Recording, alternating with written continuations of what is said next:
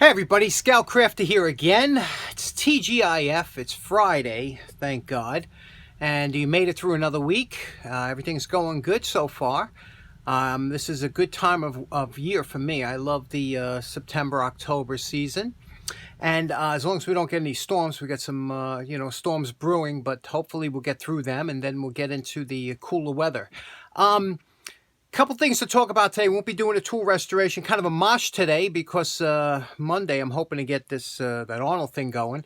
But I want to talk of a few things that this week I went on a nice hike with my girlfriend over to the Mid-Hudson Walkway, the walkway over the water. And it's the Poughkeepsie Railroad Bridge, and it was converted to a park.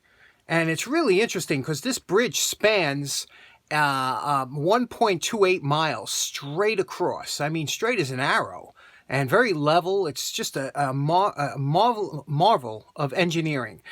And also, that is also 2.06 kilometers for those of you on the other side of the pond. So it's a nice walk. You walk it back and forth, and the views are absolutely spectacular, and it's really nice. And I have some footage that I shot. Check it out. Now, the bridge has some really interesting history. It was built in 1889, and they used to run trains that had two sets of tracks. They replaced it when they wanted to make it. They restored the whole bridge, and in the early 2000s, they replaced and cemented the whole top, and it's just a beautiful way to walk and enjoy the day without pollution or cars driving by. And you're allowed to take bicycles and pets on there. It's super clean. You could see for miles and miles on a nice day. And I was looking at on the shoreline at this one of these homes down here. Look at this beautiful home. It looks like almost like Victorian era. You see that, the way this thing is built? It's just spectacular design, what I consider just something that's so beautiful when they used to do things years ago compared to the stuff they put out today. So if you get a chance, if you're in New York State and you're up in that area, Mid-Hudson area, I think you should take a walk. It's absolutely free of charge to go over there, walk the bridge. And also it's super clean, no graffiti.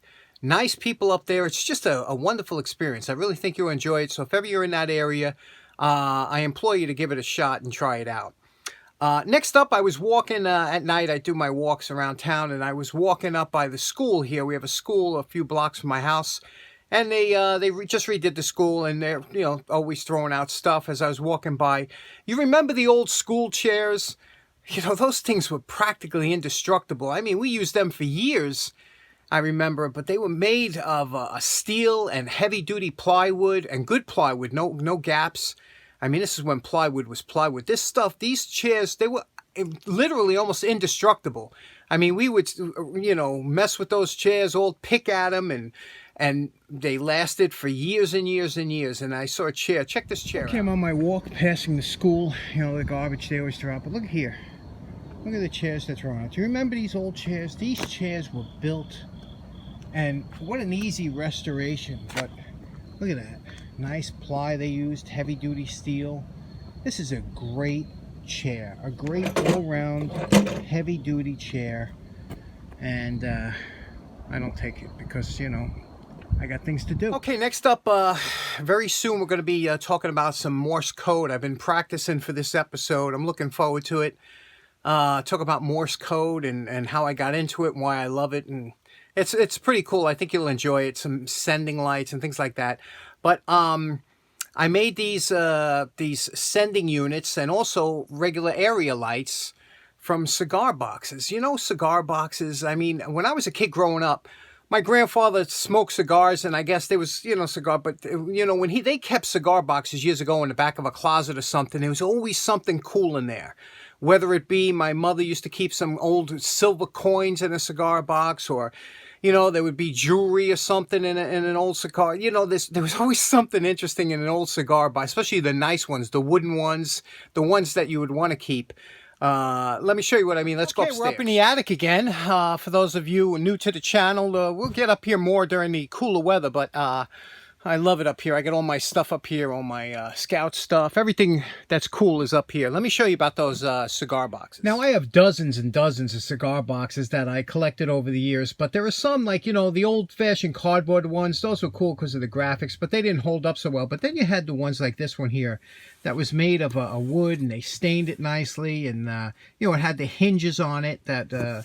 So you look at this box and you say, wow, and look at the inside, you know, the nice, they were always fitted nice. They always had a nice aroma to them. A lot of them had some nice artwork. Here we have two maidens here, this Camacho. Also here, you look at this one here. Here's one. This is called a Punch brand.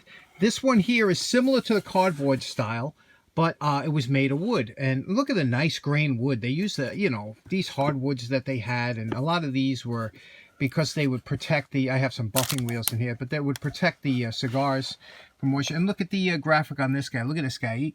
He looks like he's up to no good, doesn't he? You know, with his facial expression. And I could understand the shape that guy's into. That's a COVID shape. That's a COVID body right there.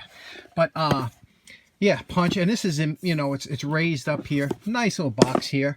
And this is where I keep my pin vices in here. You know what a pin vise is, right? That's a small handheld tool that holds pins and small drill bits, things like that. I keep my pin vices in here. Sometimes I use them for... But look at the nice, like I said, the embellishment, you know, the way they jointed the boxes here. They're finger jointed on the corner. This one here has even additional grooves cut in that you can lift the box up. Nicer catches, varnished, and again with the hinges. So they came up with some really nice ones. Then cigar boxes can be and they do become quite collectible, especially the good ones. Now, like here are some signal lights. We used to use these for Morse code and also area lights. And what they were new old stock. These are reverse lights for the LED reverse lights for trucks and things like that. And these, you know, they're quite expensive when you buy these new, but if you get them used like on eBay or something, sometimes you can get a deal on new old stock. And they came with the gasket here. And I put a switch in the box here. And you can see a little handle. This is all stuff I had laying around. I put an additional socket so you could run in series if you want to run two. The cord basically wrapped around the back here just like this. And then on the inside you could even, you know, there was a way you could put storage back here. You could see you could store stuff in there. But I thought this was interesting. And let me show you how these work. They, you know, they're super lightweight. They were easy to carry. And, you know, like I said, we used to do signaling with them. I had a Morse code key that would hook up in between them. Let me show you what these look like when they're lit up. I'm going to be using my power supply that, God, this has got to be like 25 years old that I made. And we still got juice, so we'll hook this up and I'll show you what it looks like. Okay, here we go. And again, we have a little switch here that you can activate or whatever, the light. And what's interesting about this is these are extremely bright, especially when you look at them this way. They're extremely bright. I'll show you what they look like. They don't have a big flood area, but you don't want that for signaling. You kind of want it that it just goes to where you're showing it. But nice little lights. You know, they were very low power consumption. You could run these for hours and hours on that battery pack. And let me show you how it lights up the area. We'll darken it out up here and I'll show you what it looks like. Okay, what's interesting about these lights, if you look, it has a lateral beam to it, which means it's throwing the beam from left to right. Now, if I rotate it 90 degrees, you could see it throws it just up and down, which is what we would use for signaling. You know, this way it would only reach the people that you want to signal. And you can see here, this is what it looks like. You know, it's at the other end of the act. It's very bright, and you can turn these on and off a lot without damaging the bulb, unlike conventional halogen or incandescent. You know, I was just up here looking around and I saw this thing. I pulled this out of the garbage years ago, and you know, somebody was probably redoing their house, and you know, they said, I'll get rid of that old globe. But look at this. Look at, you know, what an easy restoration, right? This paint is just, you could take it off with your fingernail, you know, because that was the old paint that kind of laid on top of there. And that it was probably a sheet metal. It was, I think, brass coated. And look at this. Look at the porcelain. It's got the porcelain socket in here. You got to loosen up these 3 screws. And I'm not used to doing this stuff without a tripod. But look at it. It's got the old porcelain socket with the copper contacts. I mean, they just don't make this stuff like this anymore. There's nothing wrong with this. But look at the beautiful, ornate pressed glass globe. I mean, that's just, and you know, it would disperse the light in such a pretty way. I mean, there's nothing wrong. And these things clean up like fantastic. Why somebody would throw this away? I mean, what a find that is, right? Just beautiful and very easy, super easy restoration. Real quick, does anybody remember these? This was an unusual bulb put out by Philips. I think it was in the late 70s or something. They came up and you could see it's a 75 watt long life bulb here. There you go. It says 75 watt and it says USA long life, longer life. And it had that unusual shape, you know, where most bulbs are round. This one had like a squarish shape, and they were quite popular. They came in different styles and whatnot, but then they went out of style real quick. As quick as they came out, they went away. Anybody remember these? I'm kind of dating myself, right? You can see the unusual solder tab on the bottom here of the contact. That center contact was unusual, but it was an unusual bulb. This one still works. It's part of my collection. Anybody ever remember these? Okay, next up, you know, today I got to get my burner serviced. He's coming on Friday, which is today when I hopefully post this video. This is my 1930s, 40s, I don't even know the date, but it's my American Standard burner, my oil furnace. This is one of the old ones, you know, about 6 foot long, about 5 feet high, you know. You remember these old monsters, but I got to tell you, knock on wood, this thing has never let me down. I love this thing. I love it to death. But when the burner guy comes, you know, see how I got it cluttered all around here. You know, there's all kinds of stuff, and I got to make room for him. You know, I don't want him cramped. I want him to do a decent job. So I take this burner cover off myself. I move it to the side. I get everything else. And let me show you what the burner looks like when I get rid of all this stuff, this clutter around it, so he can work. Okay, now here we go. I made some room for the guy, and you know, here's what's important. When you have somebody coming over your house to work on anything, you want to make it as pleasing as possible. First of all, put up some clamp lights, you know. Don't make the guy work in the dark or with a flashlight. You're going to get a much better job. Secondly, try and make as much room as you can. You can see here, I even put a little bench. They don't usually use it, but if they wanted to use that, they can sit down, they could do the job. Here's the old burner. Here's the model number. This thing is older than all of us, but look at that bad boy, huh?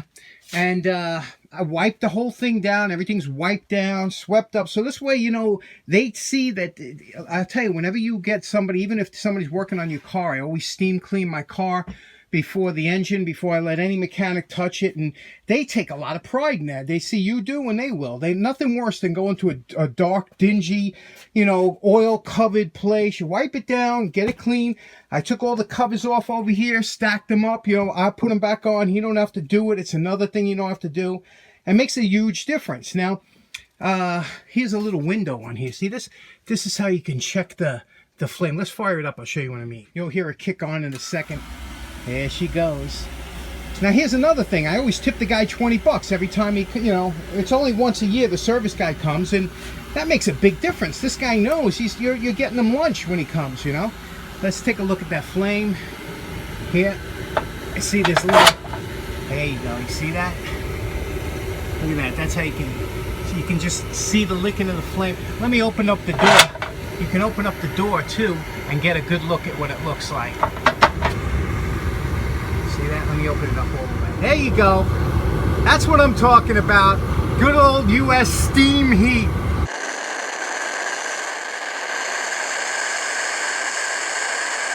Well, we had a bit of a mosh today for Friday. I hope you have a great weekend. I hope the weather's good for you, and I hope you really enjoy it. Take care now. Thanks very much for tuning in. Bye-bye.